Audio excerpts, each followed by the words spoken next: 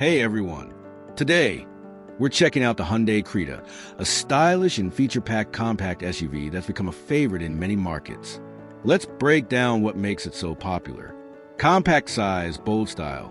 Is the Creta the perfect city SUV?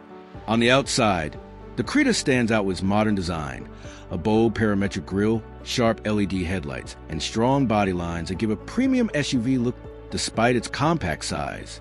Stylish alloy wheels and a sporty stance complete the package. Inside, the Creta impresses with driver-focused cabin. You get a large touchscreen infotainment system with Apple CarPlay and Android Auto, a digital instrument cluster, ambient lighting, and ventilated seats in higher trims.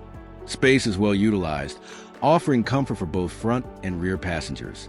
When it comes to features, Hyundai doesn't hold back. The Creta offers wireless charging, panoramic sunroof, Bose sound system, connected car tech, a host of advanced safety features like multiple airbags, stability control, and parking cameras. Efficiency or performance. With Creta, you get both options. Under the hood, the Creta comes with multiple engine choices depending on the market. A 1.5L petrol, a 1.5L diesel, and a 1.4L turbo petrol for those who want extra punch.